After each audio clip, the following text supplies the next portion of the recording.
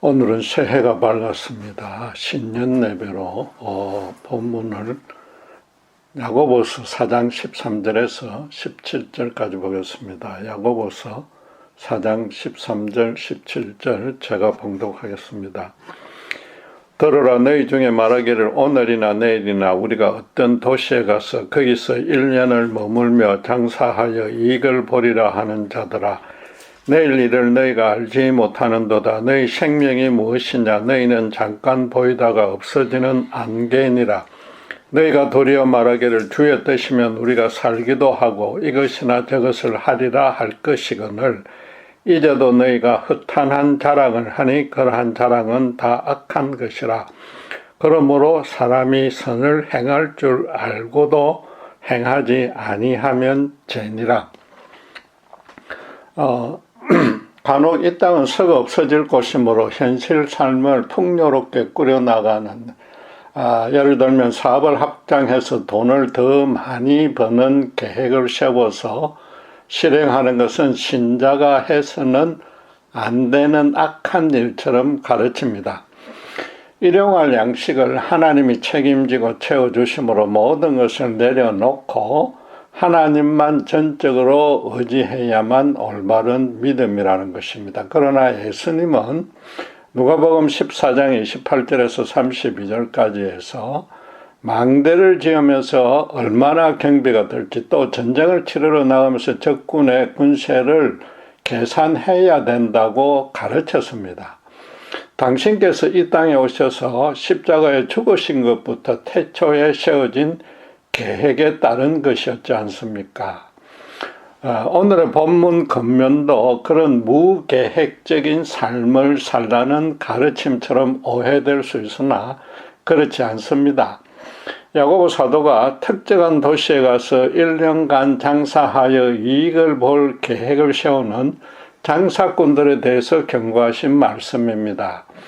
1년을 머물겠다고 했으니까 마침 오늘 새 아침에 계획하는 일에도 해당될 것입니다.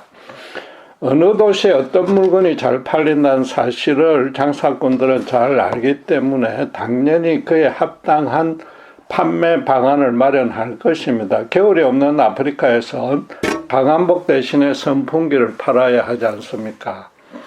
야고보가 그런 계획이 잘못되었다고 탓한 것이 아닙니다.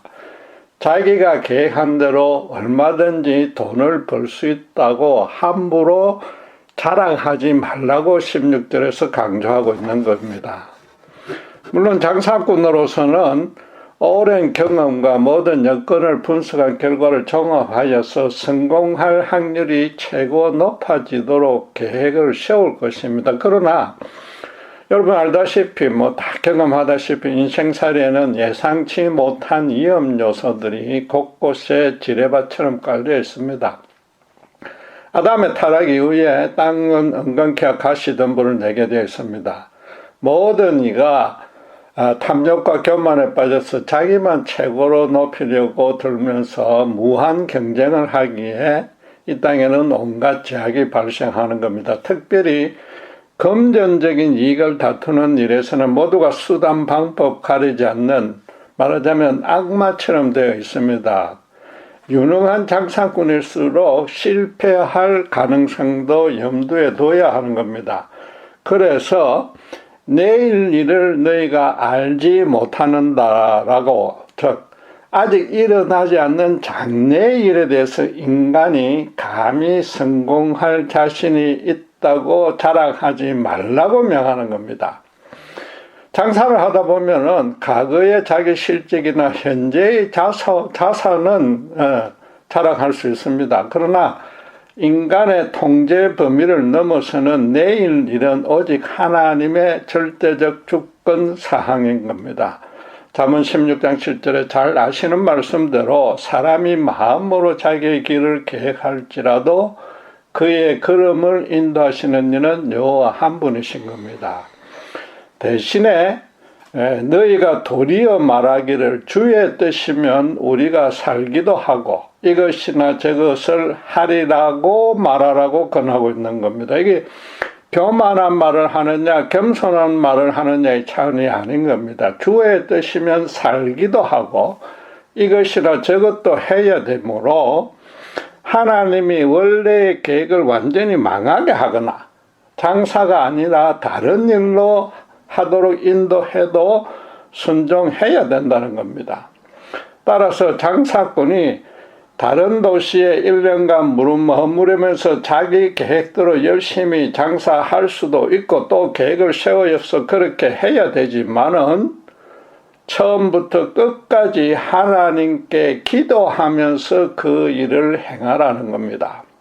그럼 또 하나님이 명하시면 언제든 자기 뜻과 계획도 포기할 수 있어야 된다는 겁니다. 예컨대 하나님이 죽음으로 인도해도 기꺼이 감당해야 되는 겁니다. 온전한 믿음을 가졌다면 아무 일도 계획하지 말고 완전히 내려놓고 하나님만 전적으로 의지해야 된다는 가르침에는 솔직히 또 그러면은 하나님이 더 좋고 풍성한 것으로 채워주신다는 어떤 그런 기대가 깔려 있는 겁니다. 하나님이 채워주시는 것들에 예상치 못한 고난은 물론이고 순교도 포함되어 있고 신자도 기꺼이 감당할 준비가 되어 있지 않다면은 함부로 그렇게 다 손 내려놓고 계획하지 말고 기다려야 된다고 가르치거나 그런 가르침에 귀 기울여서는 안 될 것입니다. 혹시라도 이어지는 말씀이 너희 생명이 무엇이냐 너희는 잠깐 보이다가 없어지는 안개니라는 이 말씀도 썩어 없어질 이 땅의 것들을 위해서 계획하고 노력해서는 안 된다는 그런 뜻이 아닌 겁니다. 이건 단순히 인생이 희미하고 정확한 모양이 없는 안개처럼 아무리 오래 살아봐도 온전한 실체를 잘 모를 정도로 불확실하다는 뜻입니다. 또 금방 없어지는 안개처럼 인생이 우리 기대나 생각보다도 훨씬 짧다는 겁니다. 그래서 나이가 들수록 아둥바둥 잘 살아보려고 노력했던 지난 세월이 부질없었다고 느껴지게 마련이라는 겁니다. 내일 일을 알지 못하는 인생이 계획을 세워서 열심히 수행해도 하나님이 다른 길로 인도해버리면 그 수고와 노력이 안개처럼 허사가 될 것입니다. 자기 계획대로 성공할 수 있다고 자랑하는 것부터 사실은 안개처럼 허탄한 일입니다.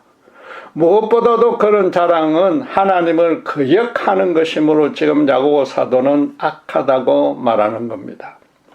어떤 말씀이든지 반드시 결론에 주목해야 되는데 17절에 그러므로 사람이 선을 행할 줄 알고도 행하지 아니하면 죄니라고 했습니다.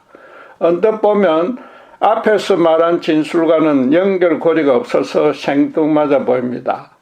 야고보서는 신약의 잠언이라는 별칭이 있듯이 삶의 간단한 격언들을 모아서 편집해 놓은 것이 특징입니다. 그럼에도 행함이 따라야만 온전한 믿음이라고 일관되게 강조하고 있습니다.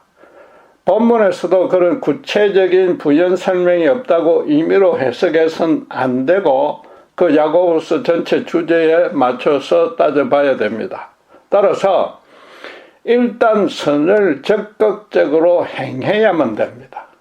가만히 손 놓고 있어서는 안 되며 야고보는 그렇게 하고 있으면 그건 죄라고 말하는 겁니다. 그런데 그 선을 이미 알고 있다고 합니다. 앞의 진술과 연결하면 장래 계획을 자랑하는 것은 악이니까 자랑해서는 안 된다는 것이고 또 대신에 자기가 계획을 세워서 노력해도 기도하면서 하나님의 인도대로 순종하는 것이 선이라는 것입니다. 하나님이 실패로 이끌든 다른 일로 바꾸든 감사하며 따라가는 것이 선인데 신자라면 이미 그 정도는 다 알고 있으니까 그대로 순종하라는 겁니다. 역으로 따지면 그분을 하나님을 배제하고서 순전히 자기 생각대로 계획을 세워서 실행하면 하나님이 실패로 이끌 것입니다. 대신에 하나님의 뜻에 맞게 계획을 세워서 겸손히 순종하면 성공으로 이끌 것이라는 추정도 가능해집니다. 하나님 당신의 기분에 들지 않는다고 벌 주거나 기분을 맞춰줬다고 상을 주는 것은 아닌 겁니다. 하나님을 배제하면 인간 자신만의 교만과 탐욕이 앞서니까 실패할 수밖에 없는 것입니다. 대신에 그분의 선을 행하면 그 열매도 선하게 열릴 수밖에 없다는 겁니다. 요컨대 하나님이 성공으로 이끌어 줄 것만 기도하고 의도적으로 선하고 거룩한 계획을 세워서도 안 된다는 겁니다. 아무리 믿음이 좋아도 인간 신자가 하나님을 시험하려 들어서는 안 되는 겁니다. 하나님과 1대1로 거래하듯이 보상을 바라는 것은 하나님의 뜻을 따르는 것이 목적이 아니라 그분의 보상이 목적이 되는 겁니다. 장사치가 지금 하나님을 배제하고 자기 계획대로 성공할 자신이 있다고 큰 소리치는 것도 돈을 주인으로 모시고 있기 때문입니다. 돈에 대해서만큼은 자기가 전문가라는 겁니다. 결국 본문의 권면도 돈을 주인으로 모시지 말고 오직 하나님만 주인으로 모시라는 뜻입니다. 또 그런 바탕에서 장래 계획을 세우고 그분의 인도대로 따르면 된다는 겁니다. 여러분, 신자는 세상에 속한 신분은 아니지만 세상 속에서 다른 사람들과 같이 일상적 생활을 영위해야 됩니다. 평생을 온전히 주님께 바친 전임 사역자가 아닌 이상에는 자신의 생업이 따로 있어야 되고 또 그 생업을 풍요롭게 키워나가야 됩니다. 말하자면 새해 아침에 돈을 많이 벌 계획을 세워서 그대로 실현되도록 열심히 수고하고 노력해야 한다는 겁니다. 신자의 새 계획이라고 해서 불신자의 것보다 반드시 도덕적으로 더 우월해야 된다는 법도 없습니다. 불신자 중에도 자기를 희생하며 사회봉사를 평생의 목표로 삼고 헌신해서 인간사회에 큰 유익을 끼치는 분도 많이 있습니다. 신자의 계획에서 그 행하려는 일의 질적 수준이 문제가 아니라 하나님 그분을 그 계획의 주인공으로 모시느냐가 관건이란 말입니다. 그렇다고 해서 하나님은 절대로 모든 일을 다 목사나 선교사가 되어야 된다고 부르지 않습니다. 신자들은 당신이 지정해주는 거룩한 일만 해야 된다고 명령하지 않습니다. 지금껏 여러분들이 경험했듯이 하나님께 나에 대한 계획이 무엇인지, 제가 하나님께 받은 소명이 무엇인지 모르겠다고 간절히 기도해도 구체적인 응답을 받은 적이 없지 않습니까? 절대로 하나님은 점쟁이나 무당처럼 이런저런 일을 누구와 동업하면 대박이 난다는 식의 그런 예언 같은 응답은 해주지 않는단 말입니다. 그렇다면은 신자도 자기가 하고 싶은 일을 그대로 하면 된다는 뜻입니다. 그것도 굳이 거창한 소명을 찾으려고 열심히 탐구할 필요도 없습니다. 왜냐하면 이미 하나님이 신자 개인별로 특유의 재능과 은사를 줘 놓았기 때문입니다. 그 신자도 자신의 인생 경험을 통해서 자기가 무엇을 잘할 수 있는지 스스로 잘 알고 있습니다. 하나님이 구체적인 직통 계시를 주실 필요도 없는 겁니다. 그래서 자기가 잘 판단하고 계획하면 되는 겁니다. 정말로 자기가 하고 싶고 또 남들보다 잘할 수 있고 아무래도 실적도 잘나지 않고 계속 더 하고 싶은 일이 있다면은 그것이 바로 하나님이 주신 소명이자 자기 직업이 되는 겁니다. 현실 삶은 하나님이 책임져 줄 것인가? 올해는 성경 통독 몇 회, 기도, 큐티 모임 개건하고 찬양대원으로 봉사할 것 등 그런 것들만 새해 아침에 계획하는 신자가 많습니다. 물론 그건 어려운 일입니다. 그러나 그런 교회 일들은 따로 생업이 없고 전적으로 하나님의 일만 해야 하는 전임 사역자들이 세울 계획입니다. 신자라면 교회 활동은 당연히 행해야 하는 일이므로 굳이 따로 계획을 세울 필요 없이 그냥 성실하게 참여하면 되는 겁니다. 성경 통독이 제일 문제인데 그것도 뭐 몇 회 하겠다고 거창한 계획을 세우지 말고 지금 당장이라도 하루 한 페이지라도 꾸준히 읽어 나가면 되는 겁니다. 틀림없이 몇 번 실패할 것이지만은 또다시 한 페이지씩 계속 다시 읽는 것, 그 일이 가장 중요한 겁니다. 이건 뭐 계획할 일이 아니란 말이에요. 신년 계획에 들어갈 일이 아니란 말입니다. 그러니까 야고보가 행함이 없는 믿음은 죽은 것이라고 말하는 겁니다. 그리고 신자가 행하는 생업에 하나님이 동행하고 있다면 그것이 바로 하나님의 일이라는 겁니다. 신자가 뭐 올해는 사기를 치거나 도둑질해서 큰 돈을 벌겠다는 계획을 세울 리는 만무하지 않습니까? 또 그런 일에 하나님이 동행해 주실 리도 절대 없습니다. 반면에 올해는 우리 아들이 미국 대학 들어가는데 그 많은 등록금을 마련할 수 있을 만한 직장을 구해서 열심히 일하겠다는 것은 아주 선한 일로 하나님이 함께 해주시는 하나님의 일이란 말입니다. 간혹 나중에 은퇴하고 선교사로 헌신하기 위해서 올해도 열심히 돈을 모아야겠다는 신자들이 있습니다. 그 선한 의도를 폄하할 의도는 전혀 없습니다.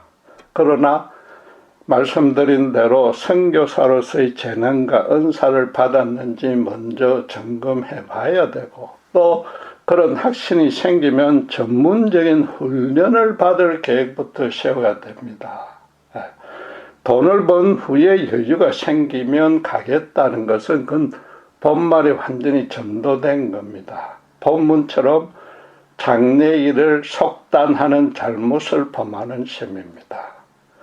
선교란 것은 하나님이 살아계시고 그분은 돈 대신에 당신만 주인으로 모시고 있는 당신의 백성들을 당신의 뜻에 따라 거룩하게 다스리고 있다는 그 진리와 사실을 아직도 돈만 주인으로 모시는 자들에게 생생히 보여서 알게 해주는 일입니다. 그래서 돈을 얼마만큼 목표하여서 거기 모인 후에 선교하겠다는 것은 아무리 선교에 돈이 필요해도 선교를 인간적 능력과 돈으로 행해갔다는 뜻입니다. 엄밀히 말해서 자기의 의로움을 자랑하는 것이지 하나님을 증명하는 것이 아닐 수 있는 겁니다. 언제 어디서 무슨 일을 하든 거룩하신 하나님이 나를 통해서 거룩하게 역사하고 있다는 사실을 주위 사람들이 확인할 수 있다면 그것이 바로 선교이고 또 그 일은 근본적으로 하나님 당신께서 인도하시고 행해 주시는 겁니다. 굳이 아프리카까지 안 가도 되며 자기 생업을 행하는 바로 그곳이 선교지고 그곳이 또 땅끝인 겁니다. 따라서 새해 첫날부터 그 성경 통독처럼 새해 첫날부터 따로 계획을 세우지 않아도 바로 선교를 행할 수 있고 신자의 매일이 하루하루가 또 세상 끝날인 겁니다. 지난해부터 더 정확히 말해서 예수를 믿은 직후부터 계속해서 선교의 삶을 살고 있어야 신자인 겁니다. 신자가 자기 생업을 오직 하나님의 방식으로 운영하고 평소에 예수님의 사랑으로 다른 일을 섬기고 있으면 하나님도 당신의 이름을 걸고서 어떤 방식으로든 스스로 당신을 신자 주위에 증명해서 보여주십니다. 그 모습도 반드시 선하고 의롭고 거룩하며 생명을 살려내는 열매로 맺게 됩니다. 야고보가 결론 내린 대로 선을 알고 그대로 행하면 선의 열매가 반드시 열리는 겁니다. 이런 진리를 신자라면 누구나 알고 있는데 그런데도 행하지 않는다면 당연히 악이 되는 겁니다. 그래서 신자가 올해 무슨 일을 할 것인지 계획하기에 앞서서 정말로 지금 소망하는 그 일에 하나님이 동행하고 있는지 스스로 확신할 수 있어야 되는 겁니다. 문제는 많은 신자가 이 동행의 의미를 정확히 모르고 있다는 겁니다. 단순히 전지전능하신 하나님이 수호신처럼 신자가 언제 어디를 가든 함께하며 보호해 주는 것으로만 이해하고 적용합니다. 절대 그렇지 않습니다. 삼위 하나님은 태초부터 오직 그리스도의 참 생명이 실현되는 방향과 모습으로만 인류의 역사와 당신의 백성 개인의 인생을 이끌고 계십니다. 그리스도를 배제하고 전능한 성부 하나님만 동행하는 것처럼 여기면은 사실은 불신자나 다름없습니다. 비유를 하자면은 부부가 한 집에 동거는 해도 인생관과 가치관이 완전히 달라서 대화도 없고 방을 따로 쓰면서 배우자를 서로 무시하고 살면 절대 그건 동행이 아닌 겁니다. 그냥 동거입니다. 스승을 3번이나 부인했을 때의 베드로가 사실은 주님과 동거는 해도 동행하지 않았던 대표적인 예입니다. 전지전능하신 성부 하나님만 믿었기 때문에 스승을 배반할 수밖에 없었다는 뜻입니다. 그는 이스라엘이 로마의 폭정에서 해방되어서 다윗 왕국의 영광을 회복하는 너무나 의로운 소망을 품고 있었습니다. 3년간 유대 주류사의 멸시를 참아내며 아무 보상도 없는데도 예수님을 묵묵히 따라왔던 이유입니다. 로마에서 이스라엘이 해방되는 것은 분명히 선한 일이나 다윗 왕국의 영광을 재현하는 것으로 그치면 여전히 돈을 주인으로 모시는 믿음이며 하나님을 그 일을 달성해주는 수단 통로로 이용하려는 것에 불과해지는 겁니다.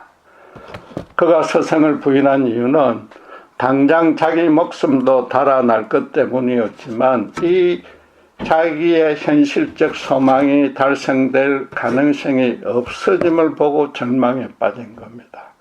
그 후에 밖으로 뛰쳐나가 통곡한 것도 마찬가지 맥락입니다. 물론 스스로 자기를 봐도 자기가 너무 치사하고 비겁했으며 겨우 이 정도 인간밖에 안 되는지 놀라고 너무 어이가 없었을 겁니다. 절도로 행해서 안 되는 그런 죄악을 저질렀다는 통렬한 회개와 죄책도 있었을 것입니다. 그러나 그 무엇보다도 자기의 그 소망이 완전히 산산조각이 났기 때문인 겁니다. 인간은 희망이 있을 때는 어떤 고난도 이겨냅니다. 권투 선수가 세계 챔피언전을 앞두면 매일의 그 힘에 붙이는 훈련은 물론이고 마지막 순간에 물 한 방울도 안 마시고 몇 시간이고 사우나를 들락거리는 그런 체중 감량을 위한 극도의 고통도 이겨냅니다. 지금 큰 능력을 지닌 스승이 아무리 봐도 십자가에 죽고 세상에 없어질 것을 예상되니까 자신의 평생 소망을 이룰 가능성이 완전히 사라진 겁니다. 더 이상 살아있어 봐야 자기 인생에 아무런 가치와 의미와 기쁨을 누릴 수 없고 그냥 죽지 못해 사는 인생이 된 겁니다. 물론 제자들 중에 주님에 대한 신앙 고백을 최초로 한 베드로인지라 주님이 가르치신 하나님 나라가 그 구체적인 실체는 몰라도 이 땅에 실현되면 좋겠다는 막연한 소망도 가졌을 것입니다.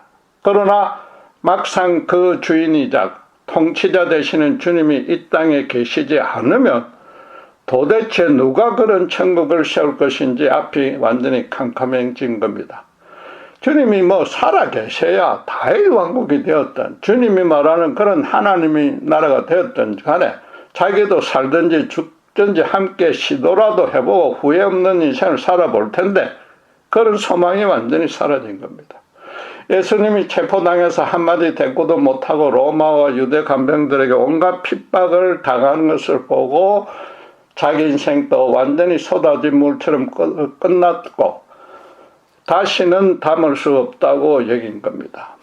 그런 예수님이 사흘 후에 부활하시고 당신께서 죽어서 이 땅에 없더라도 성령을 보내주실 것이라는 그 약속을 전혀 믿지 못했던 겁니다. 그러니까 막달라 마리아가 무덤이 비었고 주님의 시신이 온데간데 없다는 보고를 듣고도 믿지 못했습니다. 만약에 시신을 훔친다면 제자들이 해야 하는 일뿐인데 수제자인 자기가 그러지 않았는데 그럴 수는 없다고 여긴 겁니다. 마리아가 헛것을 보았거나 로마 군병들이 치었을 것이라고 믿은 겁니다. 요컨대 그는 예수님이 더 이상 자기와 함께, 정확히 말하면 자기 소원대로 동행해 주지 않다고 여긴 겁니다.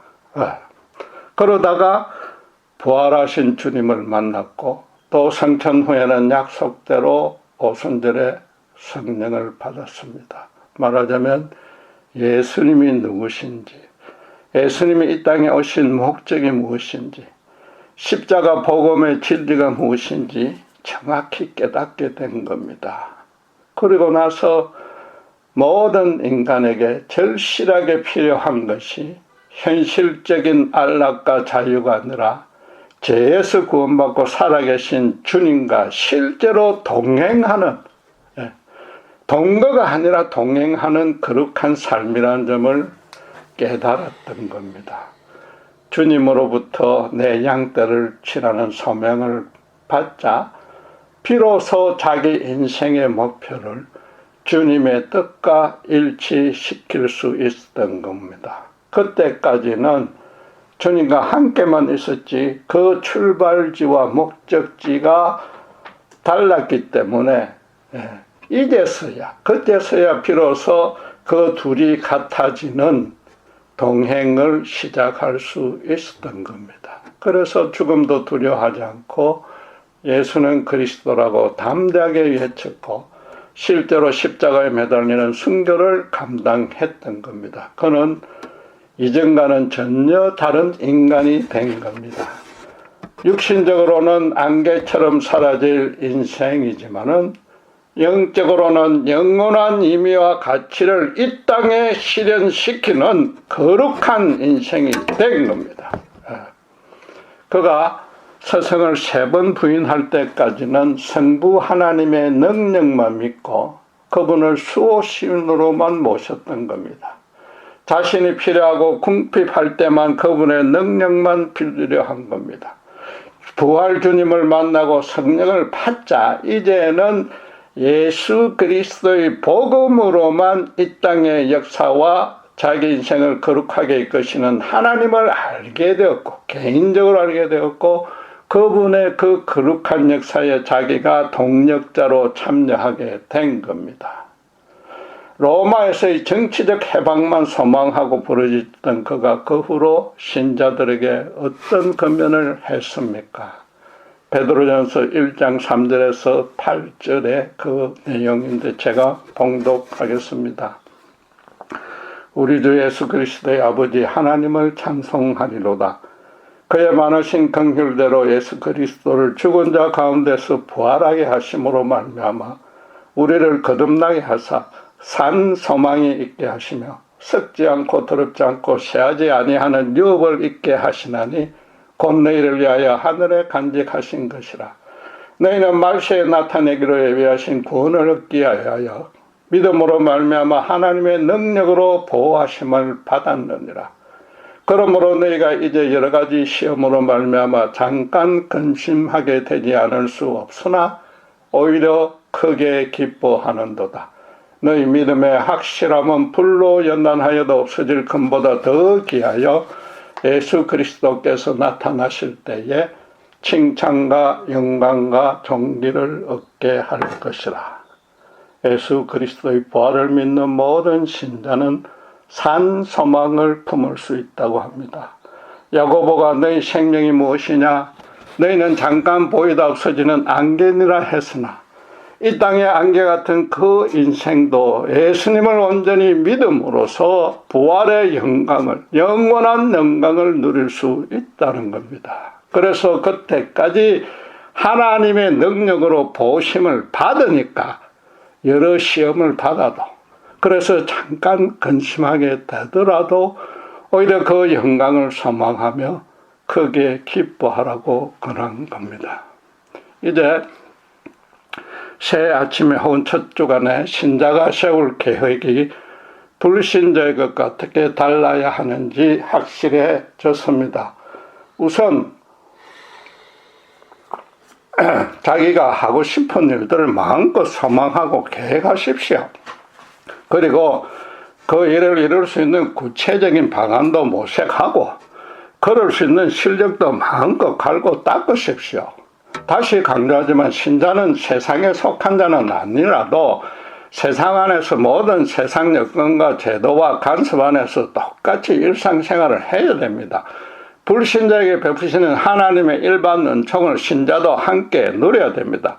신자가 일반 은총과 관계없고 오직 하늘나라의 영적인 일만 추구해야 된다는 법은 없습니다. 일반 은총을 무시하며 물과 공기도 마시지 말아야 됩니다. 그러나 여기까지는 일반 은총에 대한 새해의 계획입니다. 신자는 그 위에 특수 은총에 대한 계획을 하나 더 보태야 됩니다.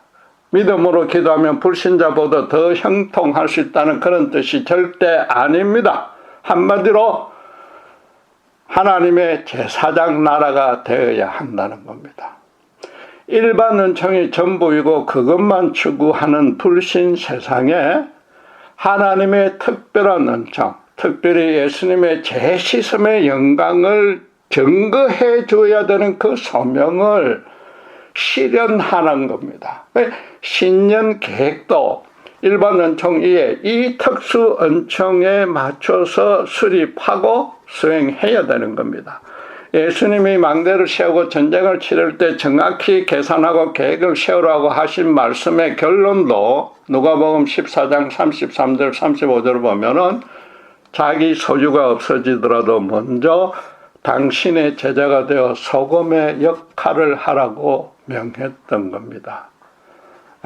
물론 어떤 계획이든 소망이든 가장 먼저 하나님이 주신 재능과 은사에 합당한지 신자도 따져봐야 됩니다. 음치인 저로서는 가수가 아무리 되고 싶어도 그런 계획을 세워선 헛사이고 하나님이 한번 허락하신 이 짧은 인생을 완전히 허비하는 겁니다.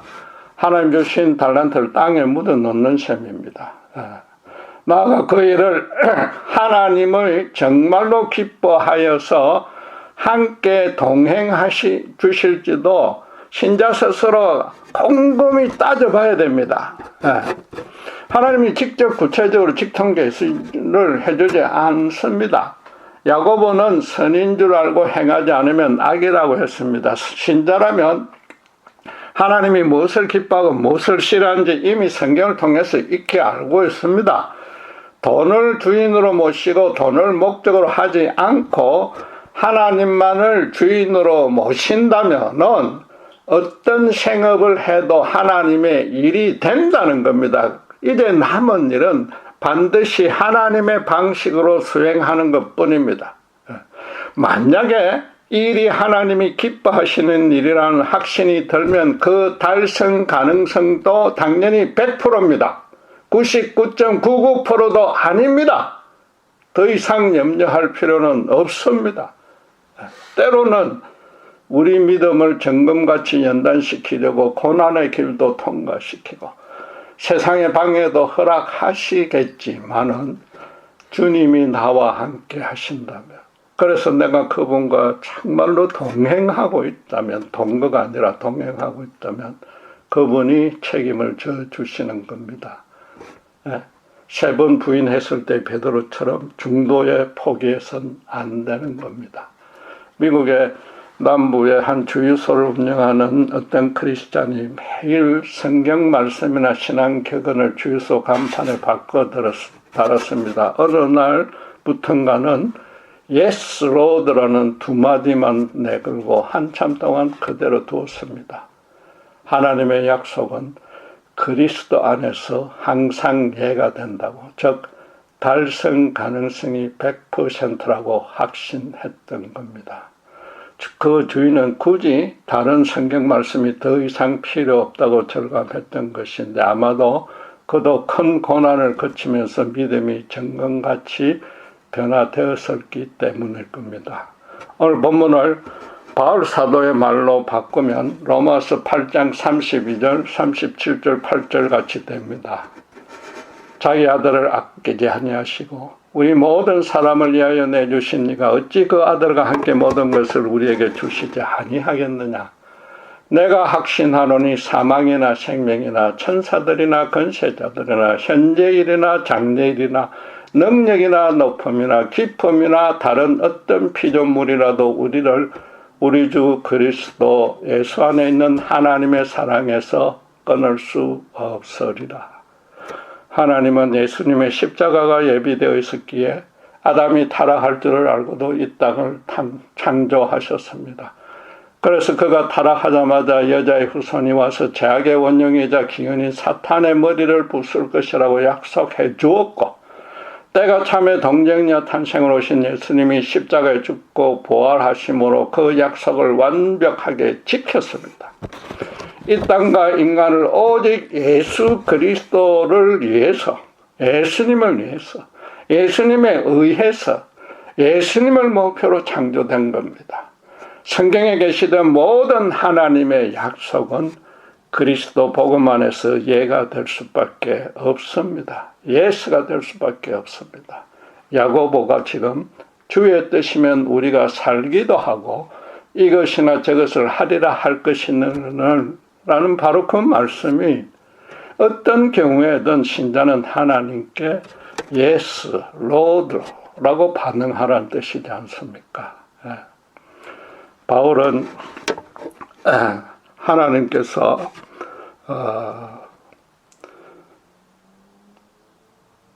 하나님 당신의 의로서 신자를 위해서 예수님을 십자가에 내어주셨기 때문에 당신의 독생자마저도 십자가에 죽게 하셨기 때문에 지금 사망도 우리를 하나님의 사랑에서 끊을 수 없다고 선언하고 있는 겁니다. 죽음보다도 더한 고통과 불행은 없는데 죽음 이후에는 더 큰 영광이 기다리고 있다면 이 땅의 잠시뿐인 고난은 전혀 문제가 될 수 없는 겁니다. 또 바울은 장래일도 방해가 될 수 없다고 합니다. 야고보가 내일 일을 알지 못하니 자랑하지 말라고 했습니다. 대신에 선을 행하고 라고 했습니다. 이미 알고 있는 선을 행하라고 했습니다. 신자가 올해 계획을, 즉 올해 안에 내일 일을 하나님의 선을 알고 그 선을 행하는 모습으로 설립하고 세우고 수행한다면 하나님은 온전한 사랑으로 반드시 채워준다는 겁니다. 그래서 신자가 새해에 세울 진짜 계획이 하나 남아 있습니다. 생업은 이미 하고 있으니 그것을 발전시킬 계획은 쉽게 누구나 세울 수 있습니다.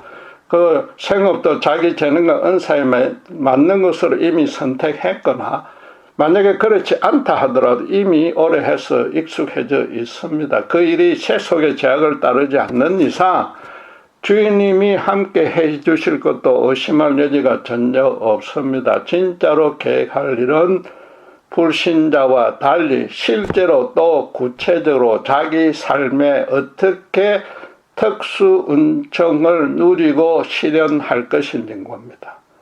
말씀드린 대로 현실 축복을 더 많이 받으려는 계획이 아닌 겁니다.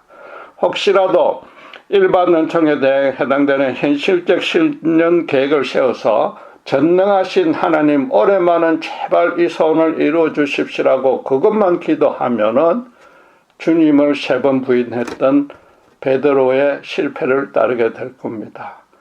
생업의 확장 발전은 염려할 필요 없고 대신에 그 일을 통해서 어떻게 그리스도의 생명의 향기를 드러낼지, 그래서 주변에 죽어가는 사람을 어떻게 살려야 할지 정말로 심각하게 고민하고 구체적인 실천 방안을 짜야 되는 겁니다. 예를 들어서 성경 통독 계획도 좋으나 성경에서 깨달은 진리를 특별히 그 복음을 주변에 전해야겠다는 계획까지 짜야 된단 말입니다.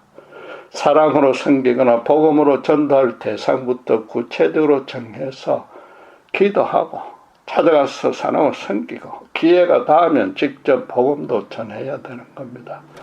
그렇지 않다면은 올해의 성경 통독도 작심삼일로 끝날 확률이 높아지고 설령 성경 통독을 다 끝내도 야고보가 말하는 대로 허탄한 자기 자랑에 그칠 것입니다. 기도하겠습니다. 하나님 아버지 하나님 감사합니다. 신자는 세상에서 세상 사람과 같이 살아야 되기 때문에 우리에게 맡겨주신 생업도 풍성하게 발전시킬 계획을 세우고 열심히 돈도 벌며 노력해야 되는 줄 믿습니다. 문제는 하나님이 돈 대신에 주인이 되어 있어야 되고 올해의 새해 계획도 하나님을 주인공으로 모시는 계획을 세우고 실천해야 될 줄 믿습니다. 하나님이 신자에게 주신 특수 은총은 세상 앞에 제사장 나라가 되어서 당신을 증거하고 예수 그리스도의 빛을 비치라는 것 하나뿐인 겁니다.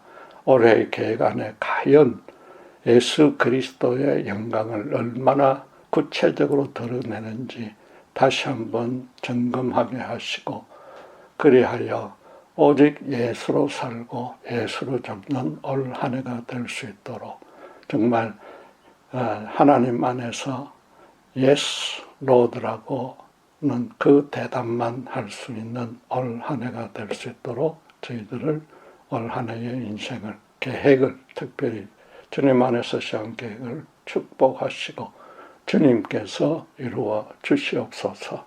감사합니다. 우리 주 예수 그리스도 이름으로 기도드렸습니다.